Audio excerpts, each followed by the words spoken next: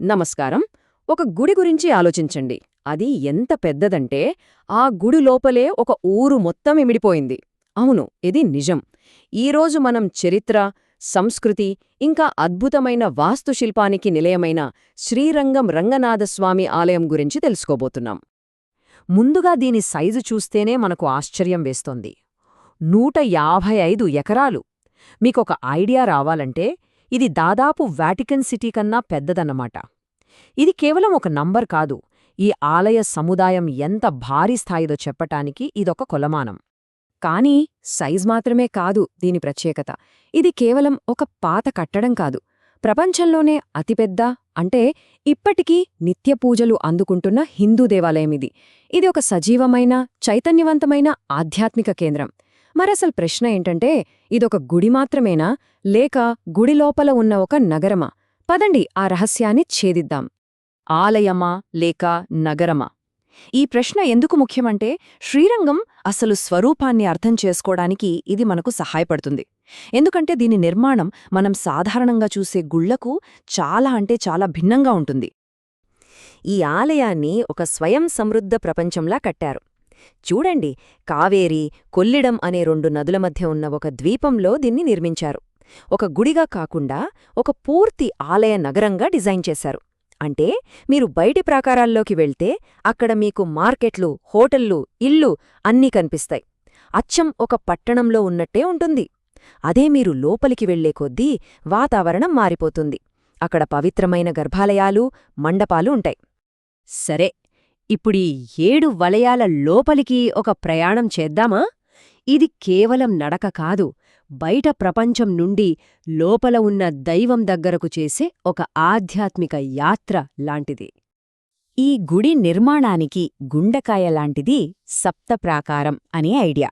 అంటే గుడి చుట్టూ 1 కాదు, 2 కాదు, ఏకంగా 7 భారీ గోడలు, అంటే ప్రాకారాలుంటాయి.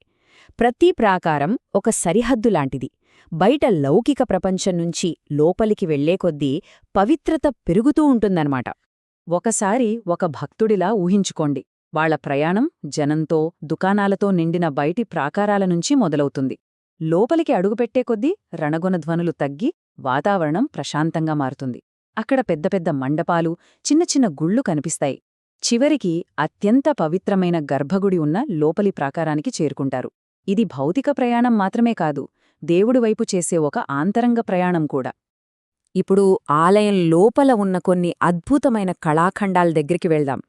ముఖ్యంగా రాతిలో ప్రాణం పోసుకుని గంతులేస్తున్నట్టు కనిపించే ఆ గుర్రాల మండపాల గురించి తెలుసుకుందాం. ఇక్కడ ఎన్నో అద్భుతమైన మండపాలున్నాయి. ఉదాహరణకి విజయనగర కాలంలో కట్టిన 1000 స్తంభాల మండపం. వాళ్ల నిర్మాణ నైపుణ్యానికి ఇదొక నిలువుటద్దం. గరుడ మండపంలో విష్ణువు వాహనమైన గరుత్వంతుడి భారీ విగ్రహముంటుంది. కాని అన్నింటికన్నా అద్భుతం శేషరాయర్ మండపం. ఇక్కడి శిల్పాలు చూస్తే నిజంగా రాతిలోంచి సజీవంగా బయటకొస్తున్నాయా అనిపిస్తుంది. ఈ వర్ణన ఒకసారి వినండి. రౌద్రంగా పైకి లేచిన గుర్రాలు, వాటిపై రౌతులు, అవి తమ గిట్టలతో పులుల తలలను తొక్కుతున్న శిల్పాలు. ఆహా! ఈ మాటలు వింటుంటేనే ఆ శిల్పాల్లోని శక్తి, ఆ జీవకళ మన కళ్ల ముందు కదలాడుతున్నట్టుంది కదూ. ఈ గుడి గోడల మధ్య శిల్పకళ మాత్రమే కాదు, ఒక ఉత్కంఠభరితమైన చరిత్ర కూడా ఉంది. ఒకానొక సంక్షోభ సమయంలో ఇక్కడి ప్రధాన దైవమే అదృశ్యమయ్యాడు. ఇంతకీ ఏంటి ఆ కథ? ఇప్పుడు చూద్దాం. 14వ శతాబ్దం ఆలయ చరిత్రలో అదొక చీకటి అధ్యాయం. ఢిల్లీ సుల్తానుల సైన్యాలు దీనిపై దాడిచేసి సంపదను దోచుకుని పవిత్ర స్థలాన్ని నాశనం చేశాయి. ఈ సంఘటన ఆలయ ఉనికినే ప్రశ్నార్థకం చేసింది. ఆ దాడుల సమయంలో ప్రధాన ఉత్సవ విగ్రహాన్ని కాపాడటానికి దాన్ని రహస్యంగా అక్కడ్నుండి దూరంగా తీసుకువెళ్లారు. 1-2 రోజులు కాదు, దాదాపు 60 సంవత్సరాల పాటు పూజారులు ఆ విగ్రహాన్ని భుజాలపై మోస్తూ రహస్యంగా దక్షిణ భారతదేశం అంతా తిరుగుతూ కాపాడారు. చివరికి 1371లో విజయనగర సామ్రాజ్యం ఈ ప్రాంతాన్ని తిరిగి గెలుచుకున్న తరువాత ఆ విగ్రహం తిరిగి తనింటికి చేరింది. ఈ సంఘటనకు సంబంధించి ఒక అందమైన కథ కూడా ప్రచారంలో ఉంది. ఢిల్లీలో శ్రీరంగం విగ్రహాన్ని చూసిన సుల్తాన్ కూతురు ఆ విగ్రహంతో ప్రేమలో పడిందట. విగ్రహాన్ని తిరిగి శ్రీరంగానికి తీసుకువచ్చినప్పుడు ఆమె కూడా దాని వెంటే వచ్చి గర్భగుడి ద్వారం దగ్గరే ప్రాణాలు విడిచిందని అంటారు. ఆమె భక్తికి గుర్తుగా ప్రజలు ఆమెను తుళుక్క నాచియార్ అని పిలుస్తారు.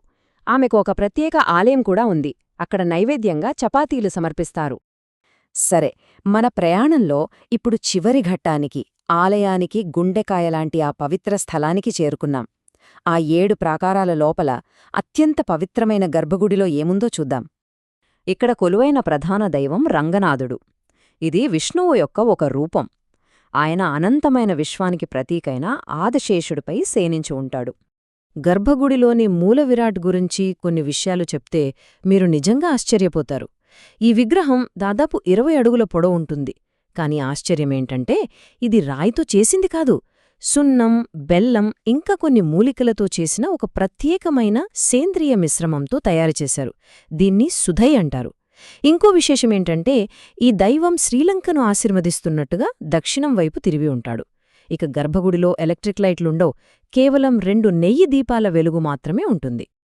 ఎంతటి గొప్ప చరిత్ర ఉన్న ఈ ఆలయం కేవలం గడిచిపోయిన వైభవానికి చిహ్నం కాదు. ఇది నేటికీ లక్షలాది మంది విశ్వాసానికి సజీవ కేంద్రంగా ఎలా నిలుస్తోందో ఇప్పుడు చూద్దాం. 1 మిలియన్ అంటే 10 లక్షలు ప్రతి సంవత్సరం జరిగే వైకుంఠ ఏకాదశి ఉత్సవానికి సుమారుగా ఇన్ని లక్షల మంది భక్తులొస్తారు. ఈ ఒక్క సంఖ్య చాలు ఈ ఆలయానికి ప్రజల జీవితాల్లో ఉన్న ప్రాముఖ్యతను చెప్పడానికి. ఈ గుడి ప్రాముఖ్యత మన దేశానికే పరిమితం కాలేదు.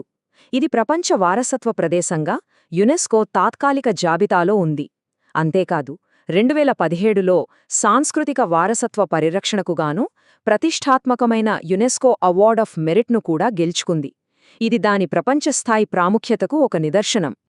ఇంతకీ శతాబ్దాలుగా ఎన్నో దండయాత్రలను, ఎన్నో సామ్రాజ్యాల పతనాలను చూసిన ఒక ప్రార్థనాస్థలం ఈరోజుకి ఇంత సజీవంగా, ఇంత వైభవంగా ఎలా వర్ధిల్లుతోంది?